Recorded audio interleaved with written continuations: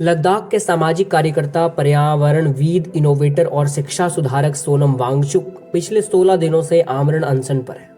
आखिर वांगचुक किन मांगों को लेकर अनशन पर है? 21 मार्च 2024 सोनम वांगचुक के आमरण अनशन का 16वां दिन रहा। वांगचुक पिछले 16 दिनों से सोशल मीडिया पर अपनी भूख हड़ताल के बारे में सुबह और रात वीडियो अपडेट डाल रहे हैं।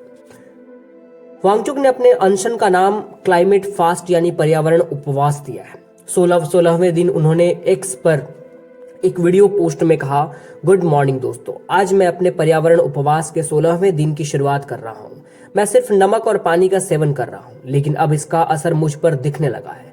वांगचुक ने बताया, कल और आज मैं एनर्जी के मामले में कमजोर महसूस कर रहा हूँ। हाँ, बाहर खुले में बहुत ठंड है। बीती रात तापमान -8 डिग्री था। मेरे साथ करीब 120 लोग बाहर सो रहे थे।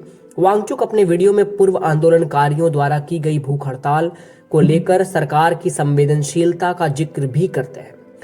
वो कहते हैं कि जब अन्ना हजारे ने 2011 में लोकपाल कानून की मांग को लेकर भूख हड़ताल की तो उस वक्त की मौजूदा सरकार ने उनके हड़ताल के 13वें दिन लोकपाल बिल संसद से पारित कर दिया था। वांगचुक कहते हैं कि यह सरकार की संवेदनशीलता दिखाता है। वांगचुक अपने वीडियो में कहते हैं, वास्तव में इंडिया अगेंस्ट करप्शन आंदोलन की वजह से ही 2014 में बीजेपी की मौजूदा सरकार सत्ता में आई, और बेशक हमें उनसे सत्य और न्याय के उच्चतम मानक की अपेक्षा करनी चाहिए। इसी वीडियो में वह उस दौर को भी याद करते हैं जब उनके पिता ने आमरण अनशन किया था। वांगचुक बताते हैं कि 1986 में उनके पिता ने आमरण अनशन किया था। वांगचुक कहते हैं, यह अनशन लद्दाख के आदिवासी लोगों के अधिकारों को लेकर था और अनशन के 16वें दिन उस वक्त की प्रधानमंत्री इंदिरा गांधी दिल्ली से उड़ान भरकर आई और जूस के ग्लास के साथ उनका अनशन तुड़वाया। बाद में उनकी मांगों को पूरा किया। एक बार फिर यह घटना सरकार की ओर से जनता के आंदोलनों के प्रति वांगचुक क्यों कर रहे हैं ये पर्यावरण उपवास? सोनम वांगचुक केंद्र शासित प्रदेश लद्दाख के लिए 6ठी अनुसूची यानी कि 6th शेड्यूल के तहत राज्य का दर्जा और संवैधानिक सुरक्षा उपायों की मांग को लेकर 6 मार्च से लेह में भूख हड़ताल पर है। हर दिन उनके साथ सैकड़ों लोग समर्थन जताने के लिए भूखे रहते हैं और कड़ाके की ठंड में खुले आसमान के नीचे सोते हैं। वांगचुक की मांग लद्दाख को पूर्ण राज्य देने की और संविधान की 6ठी अनुसूची लागू कराने की है। 6 मार्च को अनशन की शुरुआत करते हुए वांगचुक ने कहा था, मैं आज फिर आप लोगों से मुखातिब हूं, मगर इस बार एक अनशन शुरू करने के लिए आमरण अनशन चुनाव आने के संदर्भ में इसे हम चरणों में करेंगे। 21 दिनों के चरणों में, जब तक हमारे लद्दाख की आवाज सुनी नहीं जाती, जब तक सरकार लद्दाख पर ध्यान न दे। इससे पहले 3 फरवरी को लेह में इन मांगों के समर्थन में बड़ा प्रदर्शन हुआ था।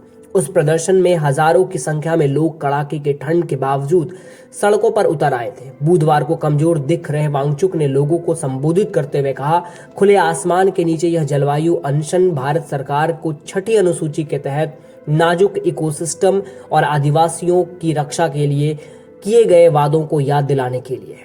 जलवायु परिवर्तन का असर, उन्होंने यह भी चेतावनी दी कि पिघलते ग्लेशियरों का असर 2 अरब लोगों पर पड़ेगा। उन्होंने कहा, लद्दाख और आसपास के हिमालय की ग्लेशियर्स ग्रह का तीसरा ध्रुव है। इसमें ताजे पानी का सबसे बड़ा भंडार है और 2 अरब लोगों को भोजन मिलता है, जो ग्रह की कुल आबादी का 1/4 है।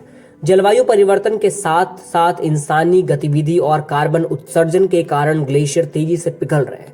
उन्होंने चेतावनी दी कि अगर लद्दाख के नाजुक इकोसिस्टम में खनन और उद्योगों की अनुमति दी गई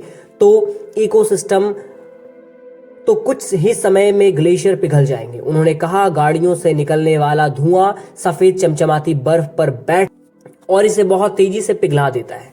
यदि यह जारी रहा तो हम जलवायु शरणार्थी बन सकते हैं। इसका मतलब यह भी है कि पूरे उत्तर भारत में सर्दियों में के महीनों से लेकर वसंत तक पानी के भंडार नहीं होंगे। लद्दाख की लड़ाई अनुच्छेद 370 खत्म किए जाने के बाद लद्दाख को केंद्र शासित प्रदेश बना दिया गया था, जबकि जम्मू कश्मीर में विधानसभा होगी लेकिन लद्दाख में कोई परिषद नहीं होगी। 6ठी अनुसूची में शामिल किए जाने के बाद लद्दाख के लोग स्वायत्त जिला और क्षेत्रीय परिषद बना सकेंगे। इसके अलावा उनकी मांगों में 2 लोकसभा की सीटें और 1 राज्यसभा की सीट भी शामिल है। फरवरी में केंद्रीय गृह मंत्रालय और कारगिल डेमोक्रेटिक अलायंस और लेह एपेक्स बॉडी के प्रतिनिधियों के बीच मांगों के समाधान के लिए बातचीत फेल होने के बाद लद्दाख में विरोध